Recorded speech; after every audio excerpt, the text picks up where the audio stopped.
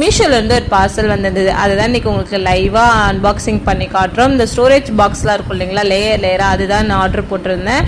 வந்துருச்சு. வந்ததும் வந்து பார்த்திங்கன்னா அது எல்லாமே ரிமூவ் பண்ணிட்டு இருந்தோம். கலர்ஸ் எல்லாமே சூப்பராக இருந்தது. அதை பிரிக்க கூட முடியல. நானும் அவனும் பலாப்பழம் பிக்கிற மாதிரி நானும் தம்பி பிச்சுக்கிட்டு இருந்தோமே.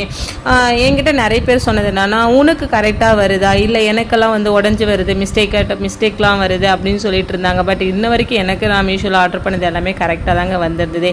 கலர்ஸ்லாம் கூட சூப்பராக இருந்தது. அதோட குவாலிட்டியும் சூப்பராக இருந்தது. ஃபர்ஸ்ட் இது எல்லாமே அரேஞ்ச் பண்ணும்போது என்ன பண்ணிட்டோம், தப்பாக அரேஞ்ச் பண்ணிட்டோம், மாற்றி அரேஞ்ச் பண்ணிட்டோம். ஒரு வழியாக மறுபடியும் கழட்டிக்கிட்டு எல்லாமே அரேஞ்ச் பண்ணி வச்சுட்டு அதில் வந்து பொருள் எல்லாமே வச்சிடலாம் அப்படின்னு சொல்லிட்டு, இதுக்கு முன்னாடி நான் வந்து பொருள் எல்லாமே இந்த மாதிரி கவர் பை என்ன டப்பா அதை மாதிரி தான் போட்டு வச்சுருந்தேனே. இது வந்து நமக்கு யூஸ்ஃபுல்லாகவே இருக்குங்க. எதனா ஒரு நம்மளுடைய டைரி ஆகட்டும், நம்மளுடைய திங்ஸ் ஆகட்டும், எதுவாக இருந்தாலும் கிச்சன் ஐட்டம்ஸ் எதுவாக இருந்தாலும் இதில் வந்து போட்டு யூஸ் பண்ணிக்கலாம். ரொம்பவே யூஸ்ஃபுல்லாக இருக்குதுங்க. அழகாக இருக்குது. நமக்கு ஈஸியாக ஆக்சுவலி இப்போ வந்து பார்த்தீங்கன்னா இது ரெண்டுத்தில் மட்டும்தான் வந்து பொருள்லாம் வச்சுருக்கோம் கிட்ட.